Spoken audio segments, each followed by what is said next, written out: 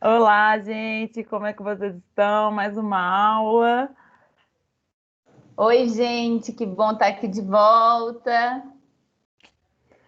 Então, vamos dar continuidade ao nosso projeto Copo Meio Cheio com as aulas que vocês nos enviaram. E a aula de hoje, ela foi escolhida por ser um tema que a gente acha que a gente ainda não falou e a gente tem muito desejo de falar sobre isso com vocês. E aí vai ser o grafite, né, Ju? É, na verdade, os 8º anos antes da quarentena, aquele período remoto, até chegou a conversar um pouco sobre grafite, arte urbana, mas é sempre muito importante a gente retomar, né? Pensar a arte que habita os lugares que às vezes a gente não vê, que a gente não frequenta e que tem um discurso que não é um discurso que a gente costuma ter muito acesso, né, na nossa vida. A gente já até conversou sobre isso. Então, agora a gente vai passar a aula dos colegas e depois eu e a Flávia a gente volta para comentar um pouco e mostrar uma referência que também foi sugerida por um amigo do 9º ano, tá? Então, vou começar a partilhar aqui.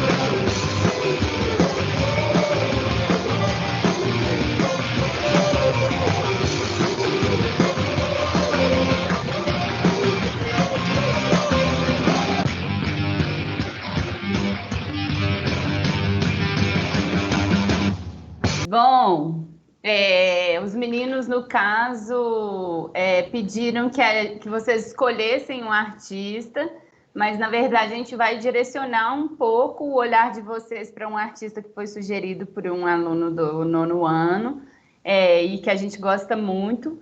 Mas antes de eu mostrar esse artista, eu queria só pontuar que foi citado ali que o grafite era considerado apenas pichação, e a gente, eu acho que já conversou um pouco no início do ano sobre essa diferença, o que é pichação e o que é grafite, e na realidade as duas coisas são casadas, né? Inclusive aqui, é só aqui no Brasil que a gente faz essa diferenciação.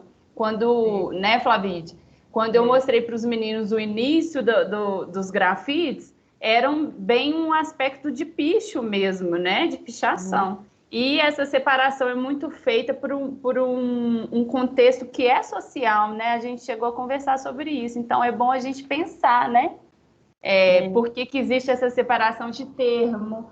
Quem são as pessoas que são aceitas? Quem são as pessoas que não são aceitas, né? Pessoas artistas. Sim. Então, para a gente conseguir seguir com esse com essa conversa de um jeito menos preconceituoso, né? Preconceituoso no sentido da gente criar um conceito a partir de uma coisa que a gente não pensa assim, muito com carinho de onde que vem, né? E uma coisa interessante, Ju, é que a pichação do jeito que acontece aqui no Brasil só acontece aqui.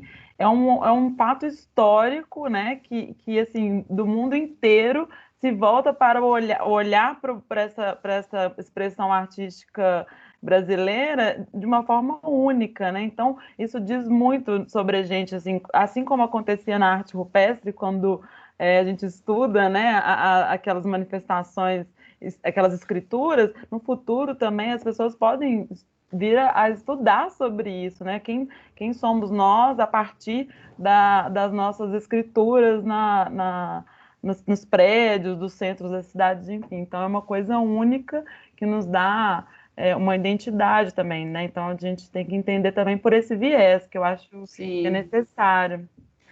Uma boa dica, né, Flavícia, é vocês pesquisarem o Cura, que é um projeto maravilhoso que acontece aqui em BH e que está tendo a edição de 2020 começando agora. E aí vamos colocar o link para eles poderem acessar, Eu ia falar que é bem disso agora. interessante. É que está muito tendo visibilidade, né? Tá todo mundo falando disso, passou no Jornal Nacional, assim, é um movimento muito importante aqui de Belo Horizonte para o cenário cultural da nossa cidade. Isso, Então, inclusive nessa edição nós temos 2 artistas indígenas, o que é uma coisa muito legal, né? A curadoria quer mesmo pensar arte indígena, arte negra, né? E isso a gente tem que ver como um avanço, uma coisa muito importante. Então, prestigiem o festival, né? Mesmo que à distância, e comecem a perceber a cidade, a pichação e o grafite com outro olhar. Mas hoje a gente vai sugerir como uma inspiração, como um ponto de partida, o trabalho de um artista muito incrível que foi sugerido por um dos alunos. Esse artista é o Keith Haring. Ele é um cara que tem um trabalho que tem uma característica muito forte, né? Um aspecto visual muito forte e que é reconhecível facilmente como sendo dele, né? Bem único, né? com a presença da identidade dele, né? Os traços das formas, as cores que ele usa, então, que ele usava, né? Ele já faleceu. E, e é um cara que tem muita relevância nesse cenário do grafite, porque ele foi pioneiro, de certa forma, né, na sua obra. Sim. E uma coisa legal, né? Porque vocês devem estar pensando assim, ai, gente, mas nós vamos fazer grafite, né?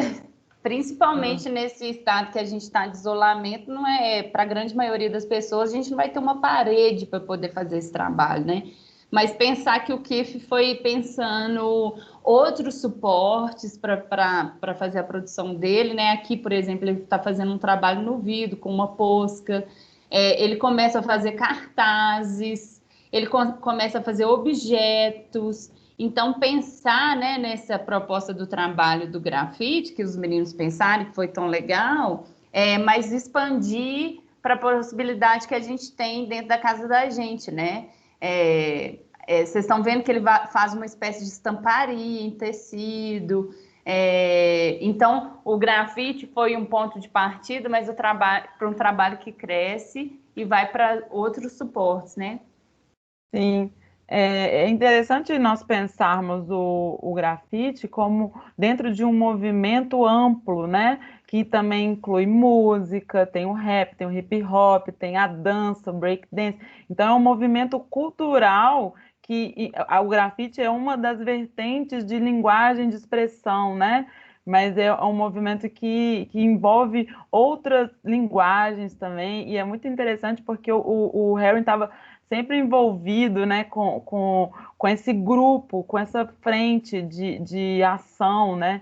Então, é interessante isso acontecer. Isso foi dito no vídeo, né, dos meninos na Eu aula. Tipo assim, fiquei é um muito movimento orgulhosa. É um movimento cultural, então, assim, é bem legal. E aí vocês podem colocar relação com as músicas de rap, por exemplo, que vocês gostam, né? É, A questão da poesia virtual. Se a gente for analisar uma letra de rap, ela também pode ser considerada uma poesia, né? Então, a total. gente pode... as poesias urbanas, né? Que às vezes a gente vê uma pichação com uma mensagem diferente, uma mensagem bonita, né? Enfim, é uma mensagem, né? Então, a atividade que foi passada na aula dos meninos, muito bem passadas, inclusive, foi assim, o importante é ter a mensagem, né? Que mensagem é essa que você quer passar com o seu desenho, com a sua expressão, né? Então, é legal, a gente pode pensar em cartazes, a gente pode pensar em poesia, a gente pode E pensar... eu tinha separado aqui, né, Flavite? Eu fiquei um tempão parado nessa imagem, porque acho legal a aplicação também do desenho com esse aspecto do grafite